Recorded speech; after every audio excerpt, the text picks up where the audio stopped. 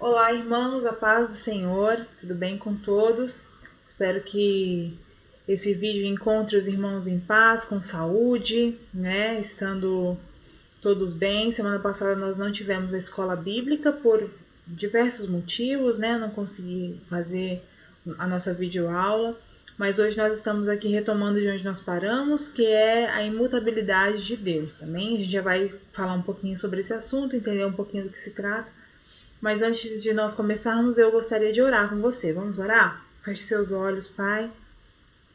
Nós te agradecemos, Senhor, por esse tempo aqui na Tua presença, pela possibilidade de examinarmos a Tua palavra com a ajuda do Teu Espírito, sem o qual nós não podemos fazer coisa nenhuma, nem grande nem pequena, Senhor. Nós oramos e pedimos para que o Senhor se lembre de que nós somos pó, de que nós não temos capacidade de fazer sozinhos, ó Deus. Precisamos da Tua graça, da Tua misericórdia sobre as nossas vidas, no nome de Jesus. Amém e amém. Glória a Deus, amém? Vamos lá então, falar um pouquinho sobre a imutabilidade de Deus e o que significa imutabilidade, né? Qual o significado dessa palavra, do que nós vamos falar? Deixa eu só tentar colocar aqui, já era para ter colocado, né? Meu celular, para a gente tentar estipular um tempo, para eu não fugir muito do tempo da aula. Pronto, agora sim. Com relação à imutabilidade de Deus, então do que se trata essa imutabilidade? Né? O que significa imutabilidade? Por que nós dizemos que Deus é imutável e o que isso implica nas nossas vidas, né? Imutabilidade nada mais é do que o fato de que Deus é imutável, de que Deus não muda, né? De que em Deus não há a possibilidade de haver mudança, de que não há a possibilidade de que Deus mude de opinião, ou mude a sua essência, ou mude os seus atributos. Nós vamos ver um pouco sobre isso também na nossa aula de hoje. Mas basicamente imutabilidade fala do Deus que não muda, né? Num Deus em que não há mudança e nem sombra de variação, como diz a própria palavra de Deus. Então é sobre isso que nós vamos falar hoje. Eu espero que você aí já tenha pego sua Bíblia. O material, como eu disse, vai ficar disponível lá nos nossos grupos de WhatsApp. Você pode aí pegar a sua Bíblia, a gente vai ver alguns textos bíblicos que vão dar base para o que nós estamos falando, além do texto que é retirado lá do livro do A.W. Pink, que fala dos atributos de Deus, amém? Eu vou mudar aqui a nossa tela. Os irmãos podem ouvir algum barulhinho aí de fundo, mas é porque o Miguel tá aqui comigo hoje, né, filho? Fala um oi aí pra todo mundo. Oi, gente, tudo bom? Ele tá aqui comigo hoje pintando um desenho, já falou, obrigado. Eu derrubei a apontadora aqui, desculpa o barulho. Então pode ser que vocês escutem algum barulhinho de fundo, mas é porque o Miguel tá aqui comigo, ele tá pintando o desenho dele ali na mesa dele, e eu tô aqui gravando a nossa aula de hoje, amém? Família é assim, né, irmãos? A gente tá sempre aí junto. Não adianta a gente querer fazer uma coisa muito profissional, muito, ai, nossa, não tem barulho nenhum de fundo. Não, eu sou essa pessoa que vocês sabem mesmo. E a gente está aqui para fazer o melhor para o Senhor. Amém? Então, vamos lá? Vamos falar um pouquinho de imutabilidade? A nossa lição de hoje é a lição de número 7, a imutabilidade de Deus. Essa é uma das excelências do Criador, que o distinguem de todas as suas criaturas. Deus é perpetuamente o mesmo, não sujeito a mudança nenhuma em seu ser, em seus atributos e em suas determinações. Daí, Deus é comparado a uma rocha, Deuteronômio 32:4, que permanece imóvel quando todo o oceano ao redor está numa condição de contínua oscilação. Ele é eternamente o Pai das luzes, em quem não há mudança e nem sombra de variação. Tiago 1,17. Então, basicamente, aqui tem a introdução do nosso tema, né? Falando sobre o fato de que o nosso Deus é imutável e isso o distingue das suas criaturas. Lembra que lá, quando nós tivemos a nossa primeira aula sobre os atributos de Deus, uma introdução aos atributos de Deus, a gente falou um pouco sobre atributos comunicáveis e atributos incomunicáveis. E esse atributo de Deus se trata de um atributo incomunicável, é algo que só Deus tem, né? Que ele não comunicou, que ele não compartilhou com as suas criaturas no momento da criação. Só ele é imutável, todos nós mudamos, todos nós, né, crescemos, nascemos, crescemos, morremos, Toda a nossa vida se trata de um aperfeiçoamento, de um melhoramento, ou até mesmo de, né, em alguns casos, de uma piora da nossa essência, dos atributos que nós temos em nós no decorrer da nossa vida. Então nós estamos em constante mudança, nós estamos em constante transformação. E Deus não. Deus ele já é perfeito da maneira como ele é, então nele não há qualquer tipo de necessidade de haver mudança. E isso faz com que ele seja comparado a uma rocha, em Deuteronômio 32, capítulo 32, versículo 4. Vamos ver o que diz esse texto? Deuteronômio 32, 4, a palavra do Senhor diz assim, ó. Ele é a rocha, suas obras são perfeitas, porque todos os seus caminhos são justos. Deus é fiel e nele não há pecado. Ele é justo e reto. Então, né, ele é comparado com uma rocha que permanece imóvel, mesmo que tudo ao seu redor esteja em constante mudança, mesmo que a própria criação, aquilo que foi criado por ele mesmo, tenha sido criado para mudar, para evoluir, para crescer. O Deus criador de todas as coisas permanece imutável, ele permanece imóvel e imutável da maneira como ele é, até porque ele já é perfeito. Nós vamos ler um pouquinho sobre isso também na continuação do texto. Aspectos da imutabilidade de Deus. Primeiro, Deus é imutável em sua essência. Sua natureza e seu ser são infinitos e assim não são sujeitos a mutação alguma. Deus não evoluiu, nem cresceu e nem melhorou. Tudo o que ele é hoje sempre foi e sempre será. Eu sou o Senhor e não mudo, ele diz lá em Malaquias 3,6. É a sua afirmação categórica. Ele não pode mudar para melhor, pois já é perfeito. E sendo perfeito, não pode mudar para pior. Ele é perpetuamente o mesmo, somente ele pode dizer, eu sou o que sou, conforme ele diz em Êxodo 3,14. Portanto, o seu poder jamais pode diminuir e nem a sua glória desaparecer. Então, Deus ele já é perfeito. Algo que muda, algo que precisa mudar é algo imperfeito, é algo que precisa crescer, que precisa evoluir ou que precisa diminuir. Então, em Deus não há essa necessidade. Na essência de Deus não há necessidade de que ele melhore ou de que ele piore ou de que ele cresça ou de que ele diminua, porque ele já está num estado de perfeição, estado esse que nós não alcançaremos enquanto nós estivermos aqui, né? Enquanto nós estivermos nesse mundo, sujeitos ao pecado, podendo pecar, tendo a nossa carne que ainda se inclina para o pecado. Sendo assim, nós não temos essa possibilidade de sermos perfeitos, por isso nós estamos constantemente sendo aperfeiçoados, santificados. Mas Deus não, ele já é perfeito em si mesmo, ele já se encontra em estados de perfeição, se nós podemos dizer assim. Portanto, não há necessidade que ele melhore mais, não há nada que vai fazer com que Deus seja mais amor ou mais justo, porque ele já está na plenitude dos seus atributos, da sua essência, né? E em segundo lugar é justamente isso. Deus é imutável em seus atributos, ou seja, os atributos de Deus, atributos esses que nós estamos estudando aí já, né, desde o começo da nossa escola bíblica, esses atributos, eles permanecem imutáveis. Tudo que os atributos de Deus eram antes do universo ser chamado à existência, são precisamente os mesmos agora, e permanecerão assim para sempre. E isso necessariamente, pois eles são as próprias perfeições, as qualidades essenciais do seu ser.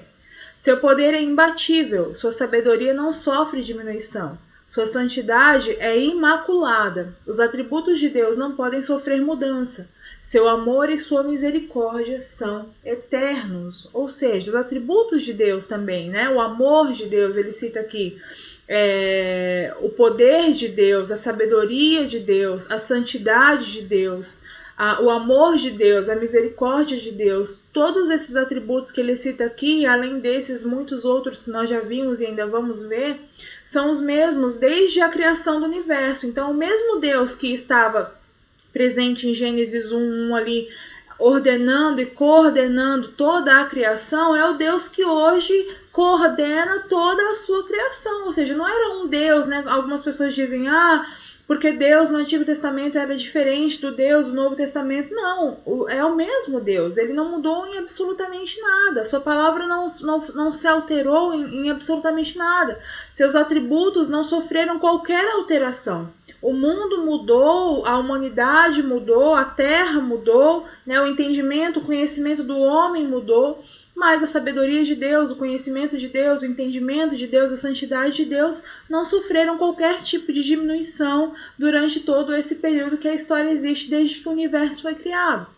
Então, nós estamos falando de um Deus que é eterno, de um Deus que já era, né, de um Deus que antes de que o universo fosse formado, ele já era Deus, né, como diz lá a canção, que fala que ninguém explica Deus, né? E antes que o haja houvesse, ele já era Deus. Então, todas as coisas que Deus tem hoje, todos os atributos que Deus tem hoje são os mesmos atributos que ele já tinha e que ele sempre teve e que ele sempre terá, sem qualquer sombra de variação ou de mudança. Vamos ver só um desses textos que ele está citando aqui. E eu quero encorajar você a, depois que você tiver com seu material em mãos, também fazer a leitura desses textos e de tantos outros que nós não vamos abrir agora, né, para não tornar o nosso vídeo muito extenso, mas você pode visualizar depois aí, conforme você faz o seu estudo também na sua casa. Jeremias 31:3, a palavra do Senhor diz assim: numa terra distante, o Senhor lhe apareceu dizendo, com amor eterno te amei, por isso com fidelidade te atraí. Ou seja, Deus está falando ali com Israel, né? O Senhor está falando sobre a restauração de Israel no capítulo 31 de Jeremias. E onde ele fala no verso 3 que Deus já havia chamado Israel, seu povo, né? Ali antes, quando era só Israel, quando era só Jacó, e depois quando se formou a sua família, durante todo o período em que ele caminhava ali com Deus, conhecendo o Senhor, tendo experiências com o Senhor, ele passou a ser Israel. E desde aquele tempo o Senhor já lhe apareceu e já o amava com amor eterno, ou seja, Deus não passou a amá-lo naquele momento, Deus não passou a amá-lo no momento em que ele se tornou Israel, no momento em que o nome dele foi transformado, em que o caráter dele foi modificado. Mas desde a eternidade, Deus já o amava, Deus já amava o seu povo, Deus já amava a mim e a você. Deus não passou a nos amar no momento em que nós conhecemos a Jesus Cristo. Ele já nos amava desde a eternidade, o seu amor é eterno, né? Ele não surge do nada, ele não surge porque nós somos bons, muito pelo contrário, ele nos ama apesar de sermos maus. O amor de Deus não está atrelado ao fato de sermos bons ou ruins, né? A Bíblia diz que antes de que quando nós estávamos em pecado, ele nos amou. Então, e se entregou por nós e deu o seu próprio filho por nós. Então, o amor de Deus é eterno, a misericórdia de Deus é eterna. Não passou a existir no momento em que nós o aceitamos ou o reconhecemos e passamos a andar junto com ele, mas desde a eternidade o seu amor por nós já existia. Assim como ele diz que por Israel, com amor eterno te amei, por isso com fidelidade te atraí. E aqui também testemunha ou testifica, vou puxar o computador um pouquinho mais para cá, ou testifica aquilo que a palavra do Senhor diz, que nós o amamos porque ele nos amou primeiro, né? Deus não nos ama em correspondência ao nosso amor por ele, é ao contrário, nós amamos ele correspondendo ao amor dele por nós. Porque se ele não tivesse nos amado desde o princípio, nós jamais teríamos capacidade de amá-lo. Então a gente pode pensar, o que eu posso fazer para amar mais a Deus? O que eu posso fazer para que o meu amor por Deus aumente? E eu entendo que à medida que o meu entendimento do amor de Deus por mim aumenta, logo o meu amor por ele também aumenta, porque o meu amor por ele corresponde ao amor dele por mim, não o contrário, né? Porque o amor dele é perfeito. E à medida que eu entendo o amor dele por mim, eu o amo cada vez mais, eu me submeto cada vez mais a ele. Então, os atributos de Deus, o amor de Deus, a graça, a misericórdia de Deus são imutáveis, nunca vão mudar. E o terceiro ponto aqui, com relação aos aspectos da imutabilidade de Deus, fala que Deus é imutável em seu conselho. A sua vontade nunca muda. Talvez alguns estejam prestes a objetar ou a dizer que lemos ele arrependeu-se, então arrependeu-se o Senhor de haver feito o homem, em Gênesis 6:6. A primeira resposta é: as escrituras não se contradizem. Números 23:19 é suficientemente claro: Deus não é homem para que minta e nem filho do homem para que se arrependa. Veja também em 1 Samuel 15:29. A explicação é bastante simples. Quando Deus fala de si mesmo, ele frequentemente acomoda a sua linguagem às nossas capacidades limitadas. Ele se descreve a si mesmo como revestido de membros corporais, como olhos, ouvidos, mãos, etc. Fala de si mesmo como tendo despertado em Salmos 78:65 e como madrugando em Jeremias 7:13, apesar de que ele não cochila e não dorme. Quando ele estabelece uma mudança em seu procedimento para com os homens, ele descreve a sua linha de conduta em termos de arrepender-se. Sim, Deus é imutável em seu conselho. Os dons e a vocação de Deus são sem arrependimento, Romanos 11:29. Só pode ser assim, pois, se ele está contra alguém, quem então o desviará? O que sua alma quiser, isso ele fará. Então aqui nós temos um contraponto, né, com relação à imutabilidade de Deus.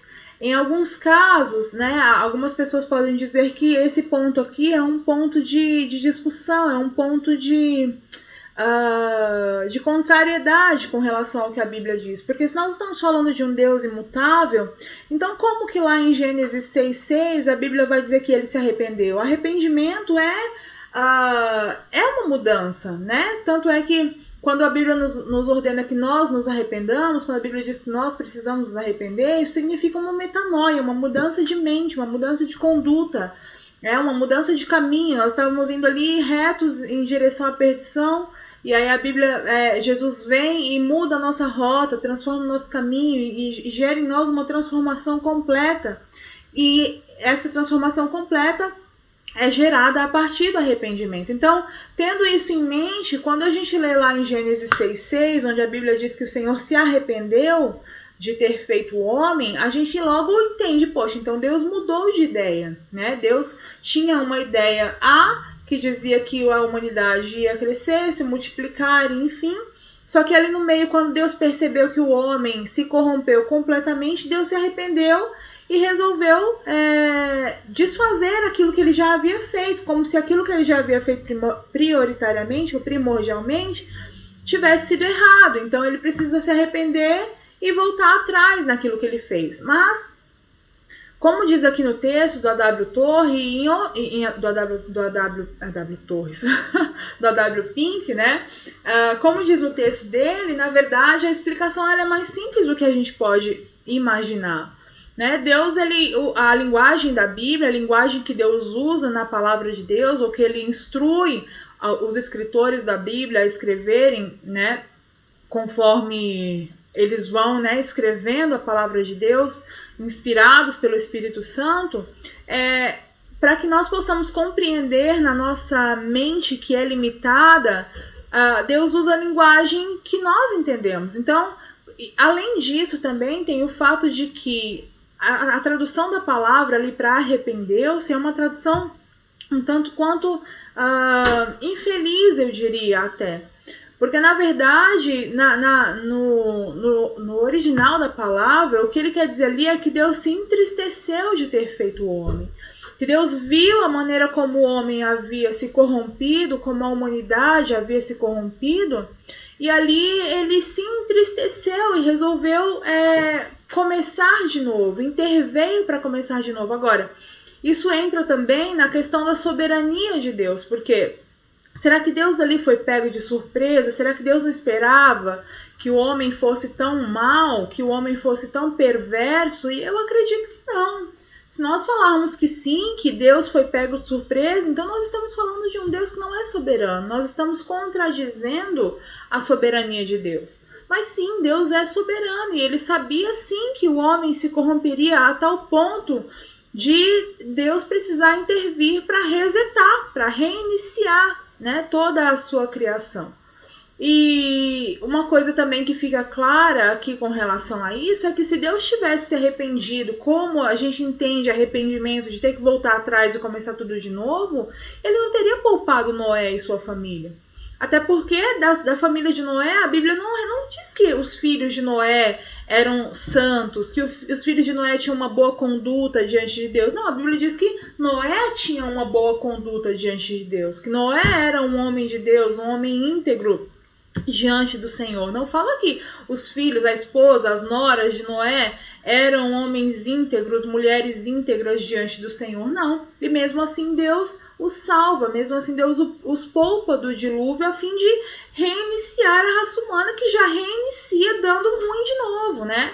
A gente vê ali que logo que Noé atraca lá com a arma, ele planta com a arca, né?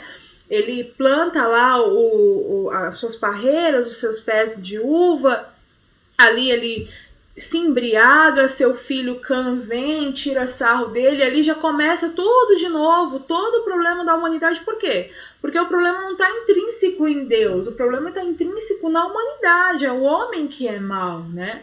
Então, quando ele fala que Deus se arrependeu, na verdade, Deus não se arrependeu no sentido de vou voltar atrás porque o que eu fiz estava ruim. Não, ele fez e a Bíblia diz que Deus viu que era bom aquilo que ele havia feito, que a sua criação foi boa, que aquilo que Deus fez era bom, só que o pecado entrou e corrompeu aquilo que era bom, corrompeu aquilo que Deus havia feito para ser bom e aquilo que era para ser algo bom e perfeito, se tornou mal, mas nem por isso Deus desistiu da humanidade. Tanto é que ele envia o seu filho, né, depois para salvar aqueles que nele crerem.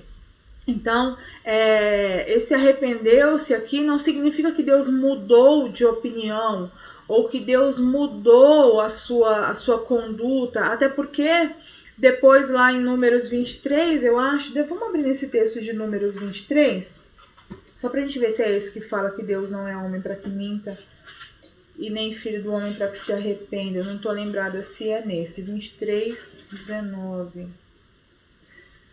23:19. Deus não é homem para que minta e nem filho do homem para que se arrependa. Por acaso tendo dito, não o fará, ou havendo falado, não o cumprirá? Ou seja, a gente precisa, quando a gente estuda a Bíblia, a gente precisa analisar a Bíblia como um todo, né? Como eu já havia dito, acho na aula passada ou retrasada, a gente não pode pegar um texto único e criar uma doutrina em cima daquele texto sem olhar todo o texto ao redor ou até mesmo toda a palavra de Deus. Por quê?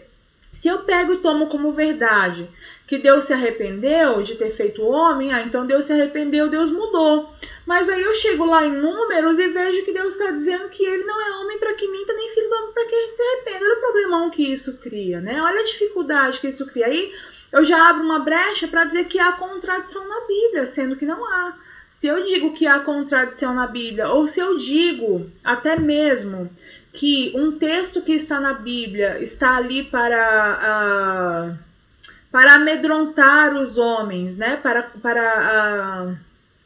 Como é que eu posso dizer? Eu estou falando isso porque essa semana eu vi alguma coisa com relação a isso, e isso me deixou muito, muito triste, assim, né? Um pregador e tudo, dizendo, por exemplo, que não havia pecado contra o Espírito Santo, né? Sendo que o próprio Cristo disse que há pecado contra o Espírito Santo, só porque ele não entendeu o que era, ou porque a revelação talvez não tenha ficado clara para ele, ele resolveu defender e pregar e dizer que não existe pecado contra o Espírito Santo, mas a Bíblia diz que existe. Então, entre aquilo que o fulano A, B ou C diz e aquilo que a Bíblia diz, por mais influente e por mais poderoso que essa pessoa seja, eu fico com o que a Bíblia diz.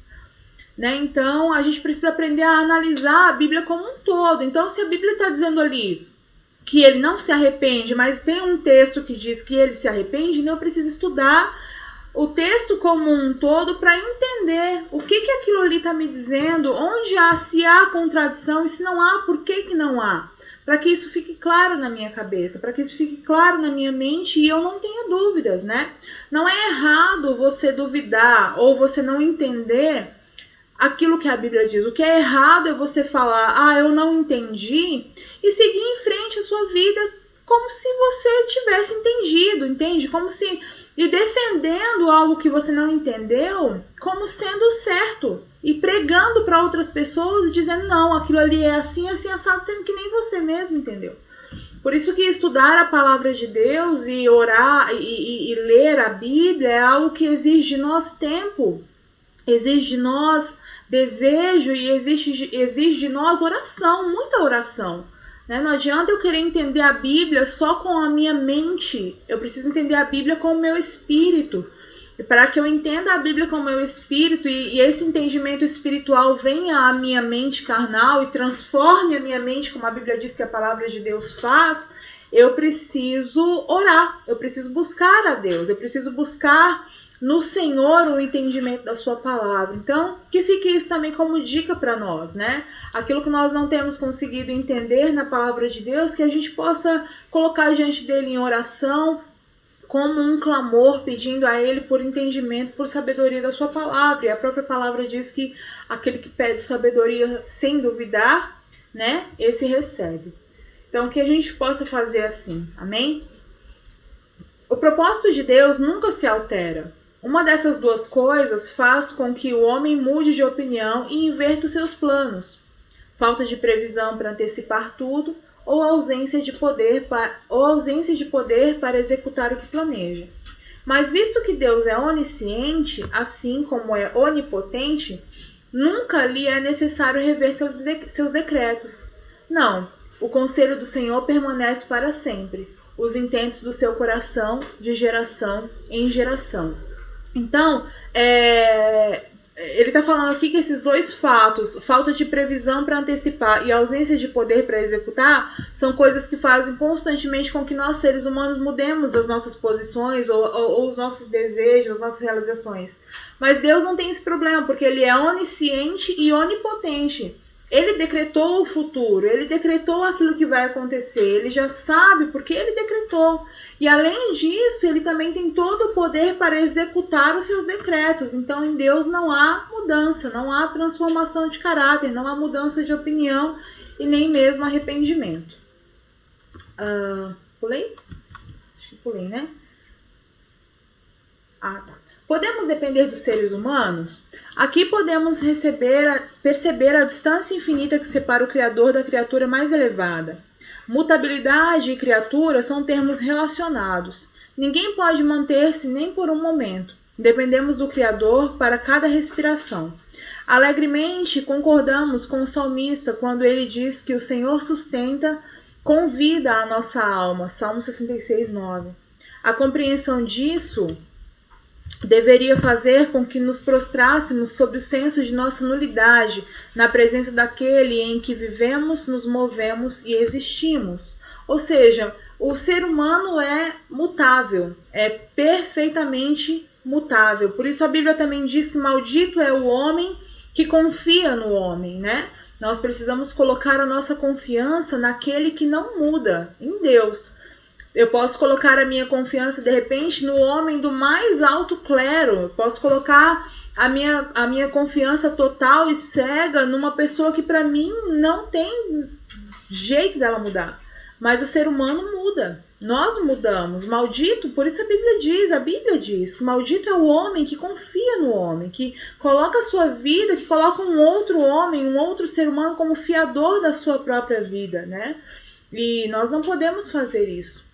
Nós somos criaturas mutáveis e nós precisamos confiar e colocar os nossos pés sobre a rocha, né? Edificar a nossa casa não sobre a areia que se move com os ventos, mas sobre a rocha que é imutável, que é imóvel, né? Que permanece mesmo com os maiores vendavais e tempestades.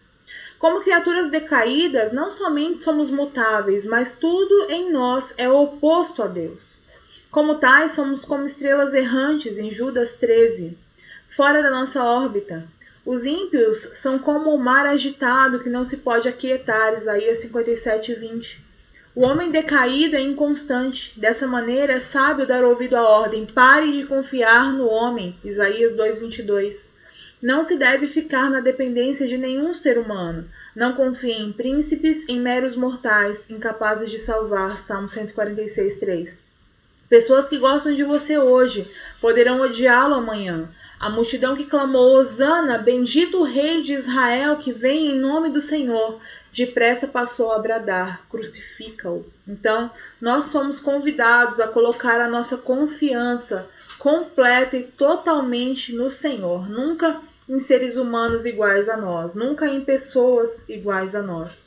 Eu queria também colocar só mais uma coisa aqui, antes da gente mudar para o próximo tópico, sobre algo que ficou muito latente, né, na igreja durante um tempinho atrás, onde um grande pregador falou que a Bíblia precisava ser atualizada, né? Que a palavra de Deus precisava ser atualizada por não conter ou por não abranger toda a mudança que a humanidade sofreu, né, durante todo esse tempo. Mas eu queria dizer para você, irmão e irmã, que a Bíblia de Deus, a palavra de Deus, ela já é perfeita, ela não precisa de mudança qualquer, ela não precisa de transformação nenhuma.